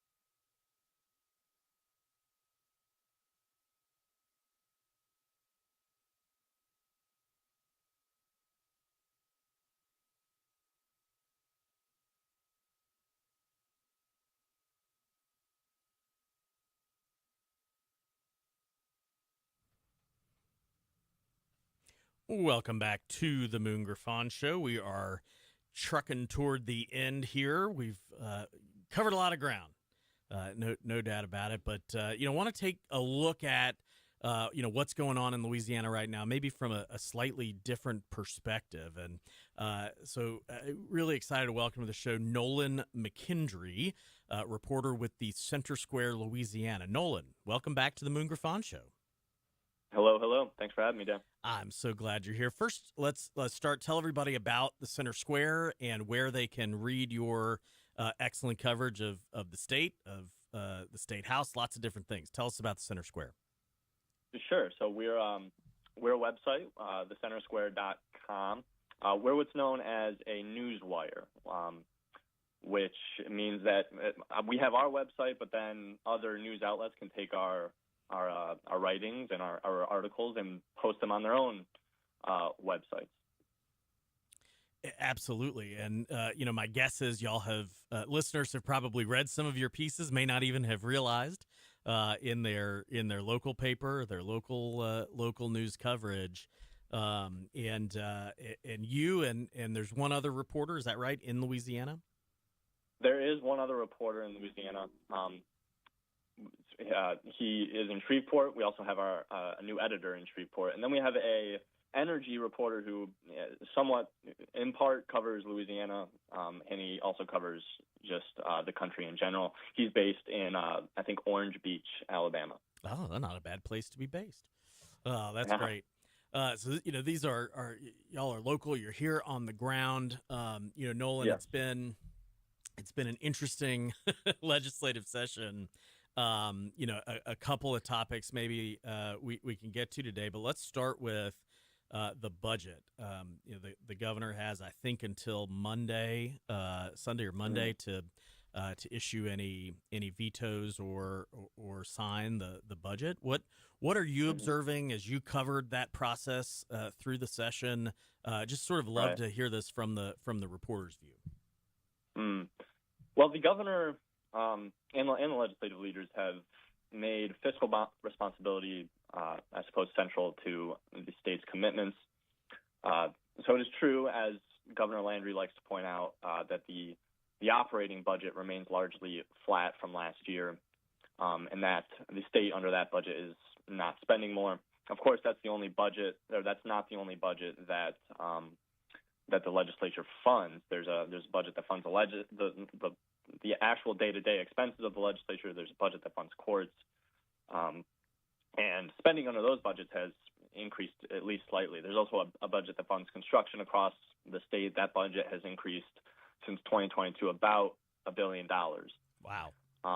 You also have, I guess, a lot of competing promises sort of coming due at the same time. You have the tax changes, the monumental tax changes from prior years now affecting the current revenue picture. In the middle of the session, we were hit with a revenue projection, a decrease in the revenue projection by about $200 million over the next 2 years, which the legislature had to adjust for. It could have been much worse. When I spoke with Representative McFarland, he wasn't too worried about having to find that $200 million. You also have, the state continuing to spend more on public safety, on law enforcement, on education. And so I guess while limiting, spending sounds straightforward, it's harder than it's harder than it sounds. Yeah. And you're trying to maintain tax cuts and fund teacher stipends and invest in all these obligations while also attempting to limit spending. Yeah, it's certainly a complicated process with a lot of moving parts. It's an interesting session on a lot of fronts, Nolan. I'm interested in your take on maybe a story that didn't get as much attention or that you were focused on. What was sort of the untold story or lesser told story as you reported this session? Well, actually, it was after a session I wrote this story. It was only last week or the week before, I believe. And that was about ankle monitoring for people out on bond and parolees or on probation. There was a resolution passed. It was only a resolution. It's not a law, but it basically asks the Department of Justice to receive information from district attorneys and courts and law enforcement about the current landscape of the ankle monitoring system and process. From what I understand, the whole system is very sort of convoluted, and it's there are a lot of issues with it, even as the state has passed several laws over the past couple of years really trying to hone in on it. When I spoke with the various people that I did, they all sort of pointed the finger in different directions. When I spoke with Senator Heather Cloud, who authored a bill a couple of years ago that was meant to place more strict requirements for the ankle monitoring companies, she told me later on that when she looked into it harder, that the ankle monitoring companies had done their job and reported the violations to the law enforcement, but that the law enforcement hadn't acted quickly enough. And then when I spoke with another attorney who will remain nameless, she pointed the finger towards the monitoring companies and that they weren't reporting the violations to the courts and to law enforcement. When I spoke with one of the ankle monitoring providers, she sort of laid out this sort of landscape that the resolution from Representative Kerner attempts to address. Right, there's no statewide oversight system. Yeah. There's no way to know who's on a monitor, across the state, which ankle monitoring provider is supervising them, what alerts were generated, and so on and so forth. And it's important to remember, the key thing to note here is that the ankle monitoring company is a private company, and they are the ones who are responsible for making sure that any violation is reported to the law enforcement and courts. And so because of that, you have maybe in some cases, one bad apple, right, spoiling the whole bunch. Some ankle monitoring companies are better than others, from what I understand. And so there's just no real clear accountability when something goes wrong. So they're passing resolutions to try and better address the issue and then later on pass legislation. Interesting. That's right. And I assume folks can read that at thecentersquare.com/Louisiana. Interesting. That's right. Interesting One reporting. One thing I'll note is that we're free, so we don't require a subscription or anything like that. Just thecentersquare.com. There's no account needed or anything like that. Yeah. Excellent. One of the things I've always been curious, for folks that are listening who may not have spent a whole lot of time in the Capitol, or certainly, most of us aren't reporters. What's a day in the life for you during session? What does that look like? How are you chasing down stories? Maybe just give us a broad overview anyway of what does that look like for you? Well, I tend to wake up, pretty early. Look at the calendar. The legislative website is very accessible, right? It's actually astounding how easy it is to just look at what the legislature has got on the agenda for today. You find something interesting, or maybe you don't. Even if I don't, I just head to the legislature. Look at the committee board. What committees are hearing what bills, and then maybe there's something interesting in there. If not, then I sort of just I read other news. And maybe find a story that was already written by another outlet and maybe try and do a follow-up, or maybe find something more interesting that wasn't mentioned. Or I make phone calls, I send emails, I do public records requests and all that sort of stuff. It's very dynamic. It really does change every day. That's great. That sounds like a lot of fun. Do you enjoy it? Oh, I love it. I love my job. I only graduated college in 2024, so this is I took the first job out of college that I had, which is the people that I interned with, the Center Square. I interned with them in DC in the summer of 2024. A very, very boring summer, of course. And then they sent me down here. They kept me, and So it's been about 2 years since I've been here, and I love it. Oh, that's great. I love reading the pieces, of course, and always appreciate when you call and reach out. So one more time, the Center Square, Louisiana, where can you read it?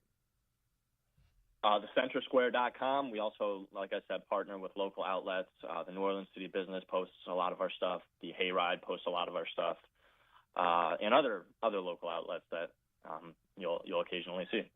Awesome. Nolan McKendry, reporter at the Center Square. Nolan, thanks so much for taking some time to talk today. Thanks, Dan. See you, man.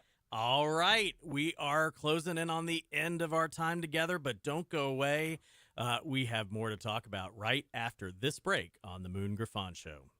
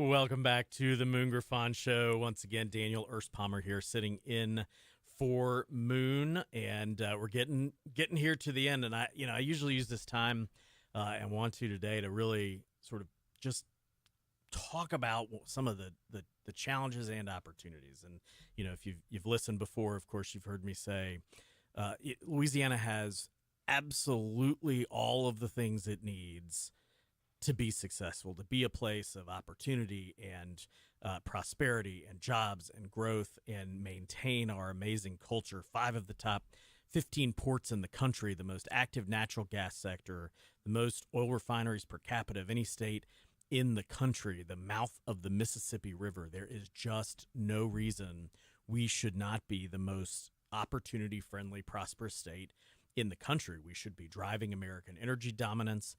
We should be the center of applied manufacturing and shipping and transportation and logistics. And yet, 100 years of bad policy essentially have led us to this place where we're scrambling to catch up. And the challenge with that, of course, and the challenges that abuts against politics is, politics doesn't like to move fast. Politics doesn't like big sweeping changes. Politics, the incentives there lead to small changes, to nibbling around the edges, to do a couple of things. And as I heard from more lawmakers, and I'd like to admit this year, well, let's just sit back and see what happens with what we've already done for the last 2 years. Well, that is a recipe for losing. This is, we're not in a place where we can just sit back and wait. We're not in a place where, if we have any hope of competing with our neighbors or the rest of the world, that we can keep going down the same road. And, 100 years of Huey Long's Louisiana have led us to this place, and we can't change that. But if we're ever going to get out of this, we've got to move boldly. And I think, I travel all around the state, and I think that's what people want. They're looking for big, bold changes, and maybe they don't quite know what that is or quite know what it looks like, but they know their kids and their grandkids and their friends and their neighbors are leaving Louisiana to go somewhere else. They know that if things don't change, they may not get to stay here. Talking to a mom recently whose recent college graduate son moved to Texas to find work, and she said this very clearly to me. He may never come back. He'd have to take a pay cut, if for no other reason than just for the state's income tax. These are issues. We think about this, and a lot of times that legislature, and it's the nature of it, focuses on what problem they need to solve. The budget needs to be cut. The revenue is going down.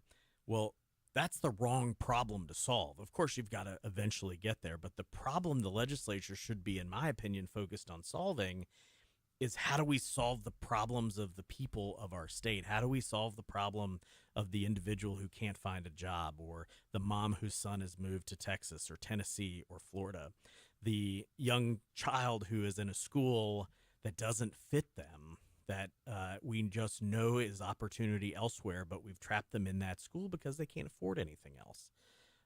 These are the problems the legislature needs to focus on solving. And unfortunately, all too often it comes back to how do we solve this problem for ourselves? How do we solve, it's kind of like education. We always are trying to solve the problems of the adults in the room, and education is about the kids.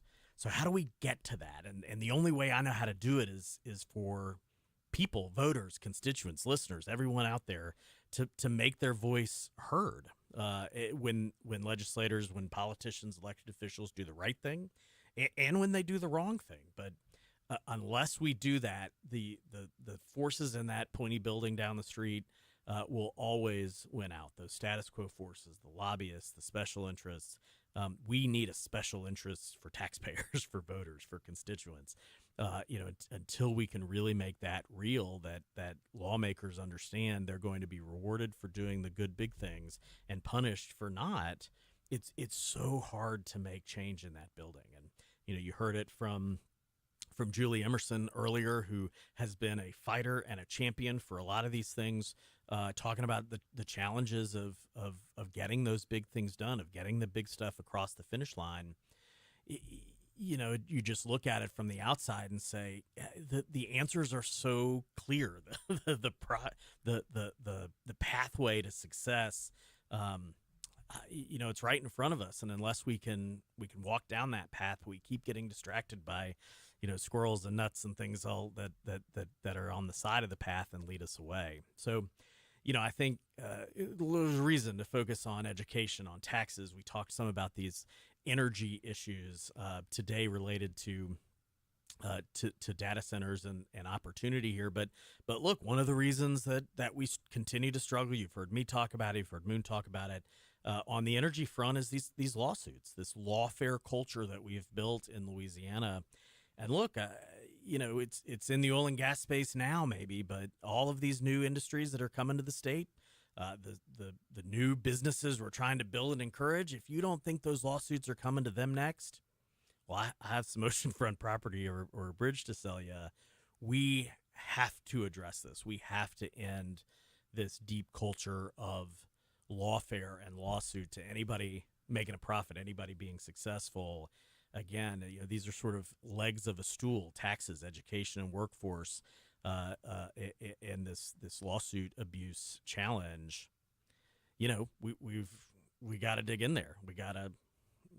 We got to But solve jackpot justice, I don't know that you could legally change, because it's a mindset. It is. It's not about what's written in the law. It's a mindset. And I didn't even realize that our local attorneys, we thought they were feeding the beast. Like, if you've got, and I love Gordon McKernan. He does a lot of great things. Like, I've met him a couple times. Yep. We've broken bread together. He's a good man.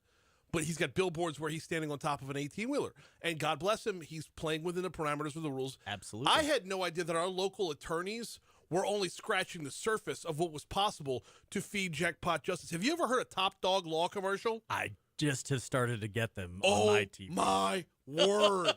You want to talk about another level of feeding that jackpot justice beast? Wild. Oh, I know. Wild. I know, but you're talking about passing laws. You got to change mindset, and I don't know how to undo that. It is such a good question. I mean, we've got to. The only way I know how to do that is keep talking about it, and to keep talking about the dangers, the downsides, the challenges that brings, and stop rewarding it. And that's where the politics and the policy come in. The attorneys have gotten very good at playing the political game, maybe better than anybody else in the state. Until we can change that incentive. Well, yeah, but the attorneys aren't the enemy. No, and we learned that the hard way agree. a few sessions ago. The attorneys aren't the enemy. It's the mentality that's the enemy. No question about it. Look, nobody likes an attorney until you need one. No, that's exactly right. Like, one of the most misquoted things in the history of all time was when Shakespeare said, the first thing you do is you get rid of all the lawyers. The second half of that quote is, and then you have to deal with chaos. Yeah, absolutely. So, so much to do.